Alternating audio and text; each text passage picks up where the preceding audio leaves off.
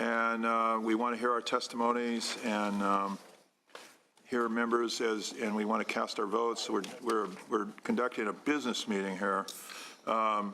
We're limiting witnesses in the rules today to 2 per each side with 2 minutes each for comments.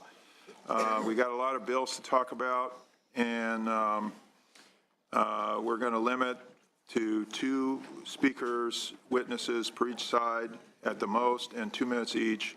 Additional witnesses are limited to stating their name, organization, and position. We have pulled one item. This is AB 1889 from today's agenda. There is a consent calendar. It's quite long.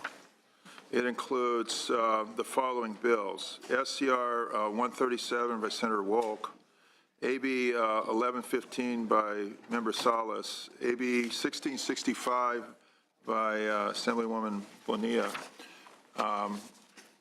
AB 725 Wagner, AB 1813 Frazier, 1920 Chow, 1943 Linder, 2073 Holden, 2196 Lowell, 2289 Frazier, 2387 Mullen, 2542 Gatto, 2682 Chang, 2731 O'Donnell, 2741 Salas, and ACR 142 Williams. So those are on our consent calendar, and when we achieve a quorum, we will vote on those items. Because we don't have a quorum now, but we got a lot of people that want to present, we'll now start hearing presentations, and I believe the first offer for a double trouble, Mr. Assembly Member Quirk, and we have a AB 51, and he also has 1919. So, Assembly Member, we have a joint. We have Assembly Member Lackey with us also on these bills. So, we want to start with motorcycle lane splitting bill. So, I'll turn it over. You have the Assembly Member. You have the floor. Thank you, Chair and Member and Senators. AB 51 will guarantee that the California Highway Patrol has the authority to develop educational guidelines on lane splitting. Lane splitting is allowed in many countries in Europe and Asia. In California, the practice is neither expressly authorized nor prohibited. Recognizing the need to develop guidelines for an educational tool for all roadway users in 2013, the California Highway Patrol convened a diverse stakeholder group to develop a set of guidelines on safe practices. However, shortly after making the guidelines public, CHP was forced to remove them due to an accusation that they lacked the authority to do so and that the guidelines constituted underground regulations. This has left a void in informing the public about safe lane splitting practices, particularly since CHP curtailed all education and outreach efforts on the subject. Concerned about the safety of our roads, I, along with my joint author, Assemblymember Lackey, are proud to author AB 51, which clears up any ambiguity. Assemblymember Lackey. Thank you, Mr. Chair and members. The bill before you today has been carefully crafted to help ensure roadway safety while also allowing for the positive traffic benefits that lane splitting offers. I spent 28 years with the California Highway Patrol and often saw motorcycles lane splitting in a very unsafe manner. This not only endangered the motorcycle rider, but all the motorists who shared the roadway. One of the most unfortunate aspects of being a CHP officer is the exposure to tragedy that can happen when people do not drive safely. It's our job as legislators to ensure that we give law enforcement the tools they need to educate the public properly. Because of current law, CHP is not able to offer such guidelines for how Californians can safely lane split. Passing this bill will change that and allow for education on how and when to safely lane split for these motorcyclists. The data is clear that lane splitting can increase the overall safety of motorcycle riders when done correctly because it helps minimize the threat of rear impact collisions, which are far more dangerous to the motorcyclist. And I think everybody on this panel has had experience with what I'm talking about. And it's the rogue members of the motorcycle riding population that anger all of us and make this a very, very frustrating circumstance that really, when done responsibly, benefits all of us. So we want to educate the people so we're less likely to deal with these tragedies. So I ask for your aye vote on this. Thank you, Senator. Other witnesses, please. Mr. Chairman, members of the committee, James Lombardo on behalf of ABATE of California and the California Motorcycle Dealers Association, we are in support. But speaking on behalf of ABATE, I mean, this is an extremely important bill. You have over 1.25 million licensed motorcycle riders. You have over 1 million motorcycles that are, for the most part, air-cooled and need to be moving while they're sitting on a freeway so that they don't burn up their engines. But there's a side issue, which is that if we can be in between the cars, the president of the CMDA told me the other day a personal story where he was going down the Long Beach freeway and the lanes got tied up and they moved into the lane in between them, and this young lady and her friend who had been texting stopped a foot away from the car in front of them. Had they not been to the side, they'd have been squished. And that's the other side issue, is that when we're sitting behind that vehicle, it's a blind thing that people stop for the vehicle. A lot of times, I'm sure you've done it, I've done it, I've pulled out and go, I didn't see that motorcycle. You know, it's just, we're not the biggest objects on the road. And I commend the chair for his role a couple of years ago in trying to tackle this issue. And the two assembly members that are doing this and the staff. Tomasa from the staff was outstanding. I know it took a lot of time, but this is an extremely most important issue we've had in several years for motorcyclists. Thank you. Good afternoon. My name is Nicholas Harris. I'm the Western States representative for the American Motorcyclist Association, and we are here in full support of AB 51 and wish to also thank members Lackey and Quirk. As written, we feel this bill is addressing the issues we've heard before, and it'll allow state agencies like the DMV, Office of Traffic Safety, and of course the CHP to educate drivers and riders about the proper way to lane split and the benefits of lane splitting. In short, AB 51 will keep California's roads safer for drivers and riders, and we ask for your yes vote. Thank you. Okay. Mr. Chairman, Michael Gunning, Personal Insurance Federation. Our members, of course, write the auto insurance and motorcycle insurance, and we just think that anything that helps improve road safety, educate drivers, and particularly motorcyclists is a good thing. So we're here in support and urge an aye vote. Thank you. Good afternoon, Mr. Chair and members. Erin Norwood on behalf of Liberty Mutual Insurance Group. Just want to echo the statements of Mr. Gunning and thank the authors for their work on this issue, and I urge a vote. Okay, thank you. You know, I'm going to kind of, people, when I say 2 speakers and 4, 2 against, and, you know, okay. So we want name, organization, and your position. Thank you. Mr. Chair and members, Tim Chang with the Auto Club of Southern California in support of the bill. Okay, thank you. Mr. Chairman, Glenn Phillips, ABATE State Board Chairman and Local 17 Northern California President in staunch support. Thank you. Sporty Milligan, ABATE California Board Member, President of ABATE Local 1, San Fernando Valley, LA County, and I want you to request for support this bill in its amended form. Thank you. Ruby Weber, I'm AMA and ABATE member and liaison officer for the 2. We'd appreciate your vote on this, and aye. Thank you. Other people in support? Can we have testimony against the bill or questions? Anybody would like to testify on the bill? Otherwise, I see no testimony in the audience, and we will ask for you to conclude. Oh, a question. Here, Senator Vice Chair Cannella. I'll keep it under 2 minutes, Mr. Chairman. So when the CHP is developing these guidelines, is there any possibility that they could just ban lane splitting? No. Okay, so it's just how to do it, what the rules are for doing it. Right, and the rules are guidelines, they're educational guidelines. Okay. So we're not establishing a speed limit or anything like that, they're educational guidelines. Great, thank you. You can't ban or anything else. Okay, other questions?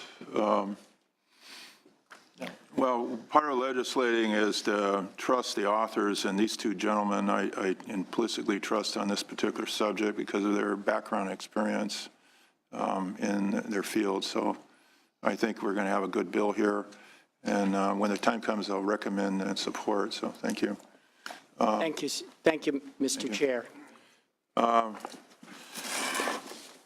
We'll call, let's see who's, Hanson Shu.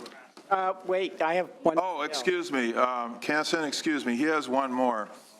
And this is AB 1919, Assemblymember Quirk, you have the floor on that bill.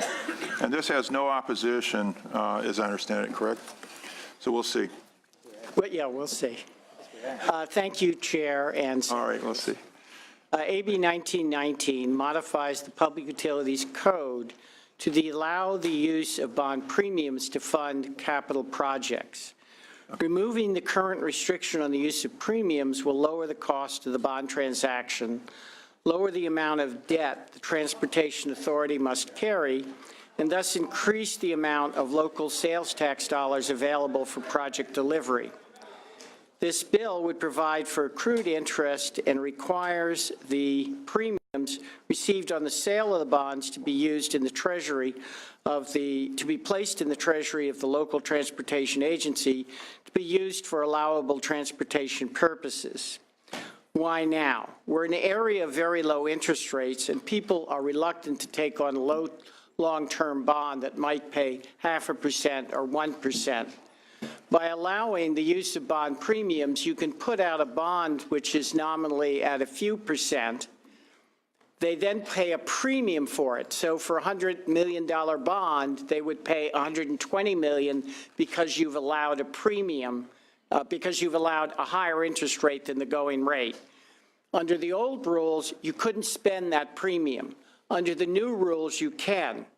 Now the question is the bond safe? And the answer is yes.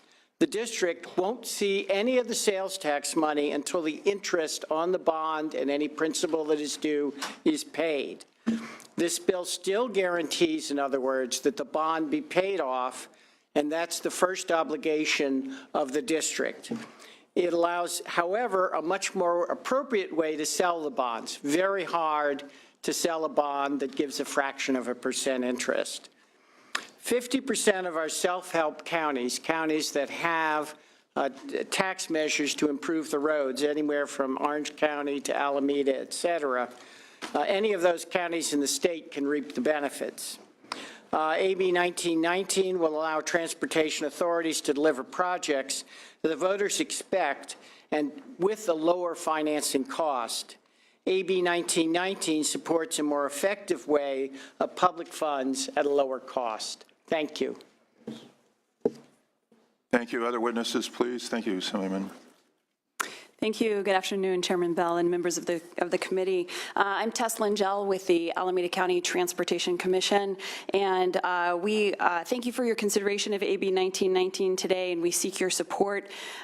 We are one of the self-help counties, one of the 20 in the state of California. All of you are very familiar with self-help counties, representing them, and we just, in 2014, were able to pass another measure because of the support of Senator Wojciechowski's bill. Thank you, Senator Wojciechowski, for that.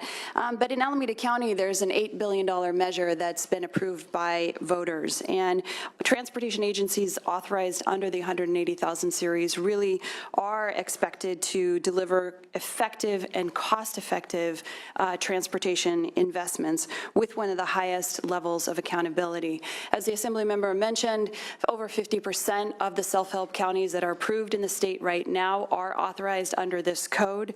The benefit of this bill is it will allow us to be able to deliver projects early through financing. It allows us to have lower cost bond transactions for a lower debt. So we certainly urge your support this year to allow transportation agencies such as ours to go out and finance and deliver projects early that the voters are expecting. So with that, I'd like to transfer it over to our Finance Director, Trish Reevy. Okay, she's number 2. Go ahead. I don't know if this is coming on, but I'll speak loud. Okay, that It works, actually. Okay, so good afternoon, Chairman Bell and members of the committee. I'm Trish Reevy, and I am the Finance Director of the Alameda County Transportation Commission. I wanted to tell you a little bit about our experience in issuing debt and how this change to the code would actually have helped us in issuing our bonds. The interpretation of Bond Counsel of the Public Utility Code was that any premiums received on the bonds needed to be used for debt service only. The way the market is right now, that is what premium bonds is what the investors are looking for. So we needed to sell premium bonds in order to easily sell our bonds. It's very difficult to sell bonds that are not at a premium level right now. But we were limited in how much we could sell because you're limited in how many years of debt service because bond proceeds need to be drawn down over a certain period of time. So it did limit us quite a bit, and it limited our flexibility in selling these bonds, and it cost us more to do so because of that. When we are issuing debt, we're trying to do the most cost-efficient method of raising funds to put transportation projects on the street. So this was difficult for us. As was mentioned previously, our sales tax revenues do have a trustee intercept. What that means is all of our sales tax revenues, when they leave the Board of Equalization, they go to our trustee, and the trustee guarantees that bondholders are paid as first priority from our sales tax revenues before the funds even come to us. So any principal and interest comes off the top for debt service, and we get the balance of the sales tax revenues. This is a guarantee that bondholders are made a first priority to pay the debt service. In addition, this increases the amount of bonds that you need to issue and the amount of debt that you need to keep on your books for transportation agencies, because you have to issue more bonds to come up with the amount of funds you need to fund your projects, because you can't use those premiums to fund your projects. They just sit in an account for debt service when there's already a guarantee that bondholders are going to be paid, so there's no real need for it for transportation agencies that are issuing sales tax revenue bonds. So it causes higher cost bond structures, and it reduces tax dollars available for projects. Okay, thank you. Thank you. You're welcome. You're talking, your relevance to this committee, you know, it's more of a financial, you're talking finance, so. I'm sorry, yeah, That's it all is a right. very technical issue, but I'd be happy to answer any questions. I don't have any. Other people? I figure the market, if you can't sell the bonds, the people won't buy them. That's, you know, the market kind of dictates whether or not this will work or not. Go ahead. Chairman Bell, members of the committee, good afternoon. I'm Peter Schellenberger, financial advisor to the Alameda CTC, and supporting this bill, here to answer technical questions, and I won't go into any further detail. Okay, next speaker. Thank you, Mr. Chairman. Committee members, Keith Dunn, Executive Director of the Self-Help Counties Coalition. I'd like to thank Alameda County for bringing this measure forward because it does help other counties beyond their borders. It's a great opportunity to maximize that investment that your citizens have by a 2/3 vote endorsed to make sure that those dollars go as far as they can to build the projects that they want. So we would ask for your support, and we thank Alameda for moving this forward. Okay, other speakers in favor? No? Okay. Anybody would like to speak opposition or concerns? Yeah, Mr. Chairman, members, good afternoon. David Wolf with the Howard Jarvis Taxpayers Association in opposition to the bill today. Members, the current legal requirement, as referenced by the author, that funds be segregated between the building and the debt service fund, to us advances sound financial practices that have basically been in place for decades. I don't think there is a CPA in the world that would say the current way it's done now is inappropriate. Diversion of these funds from a debt service fund to a building fund means that the debt service fund is paying more interest on bonds because the accrued interest intended for that purpose has been diverted to a building fund. This is very similar to the cash-out refunding financing scheme that was opined to be unconstitutional by then Attorney General Jerry Brown about 5 years ago now. While we agree that the result may be more flexibility to fund transportation capital projects, paying for these projects out of bond debt interest funds certainly will cost taxpayers more and may well could be illegal. At minimum, members, if there is a premium that results from the sale of bonds, that money belongs to the bond buyer and not a transportation authority. Forcing the bond buyers potentially to pay more in interest, as well as projects receiving more in funds than the voters authorized, is at best, as I said before, poor accounting practices, and at worst misrepresents to voters what these funds could be used for. So for that, I'd ask for a no vote. Okay, thank you. Other speakers opposing? Questions of the committee? Closing remarks? Bonds are going to be paid off. Premium can be used for what it's meant for, and bonds will be sold much more easily. I ask for your aye vote. Okay, thank you. We have we run short of a quorum, and Assemblymember, I will recommend endorsing this bill once we do receive a quorum. So thank you for coming here. Thank you, Mr. Chair. I believe that there's a negotiated settlement between neighboring colleagues in the Assembly, as I understand it, between Assemblymember Chu and Bonta. Is that correct? You have negotiated an agreement? And it's always nice to see neighbors agree to things. Okay, so Assemblymember Bonta will be able to go to a very important graduation ceremony, I understand, or something like that. So we'll turn the floor over to Assemblymember Bonta. And he has item 17. This is AB 2031. Is that correct? Yes, Mr. Chair. You have the floor. Thank you, Mr. Chair, for your accommodation. Thank you, Assemblymember Chu, for yours. And thank you, colleagues, for your consideration today. AB 2031 will help local governments to rapidly and efficiently address California's affordable housing crisis by allowing them to pass an ordinance to issue bonds for construction of affordable housing. There's two real problems with respect to getting more affordable housing units up in the state. And one is the length of time it takes to get affordable housing units up and online. And second is the fact that there's no dedicated source of funding. So this bill will help address both of those problems by empowering local governments to rapidly address the affordable housing crisis through allowing cities to pass an ordinance establishing a special housing district, which will issue bonds for affordable housing, and then the boomerang funds that are the city is entitled to will provide the debt service on the bonds. So we think this is an innovative approach to help address our current affordable housing crisis and will help us get to the place we all want to be, which is an affordable California. I have two witnesses with me today, Nicolo DeLuca, representing the city of Oakland, and Michael Lane, Policy Director for the Nonprofit Housing Association of Northern California. Hey, you have the floor. Chairperson and members of the committee, Nicolo DeLuca here on behalf of Oakland Mayor Libby Schaaf, the sponsors of AB 2031. We want to thank Assemblymember Bonta for all his leadership on this. Quickly, no surprise, we have a housing crisis in Oakland like many parts of this state. Oakland is the fourth most expensive city in the U.S. This is a city where the average income is $30,000, but average rent is getting up to $3,000 a month. AB 2031 is going to give cities the authority to approve issuance of affordable housing bonds to be paid for with the net available revenue without voter approval, which is the boomerang funds. This is one solution to a greater problem. Since the dissolution of redevelopment agencies, there's been no permanent source of funds from the state to build affordable housing. What local governments need is an ongoing source of funds, and by front-loading projects with a bond, we can build more units more quickly. With that, we respectfully ask for your aye vote. Thank you. Thank you. Marina White with the California Housing Consortium.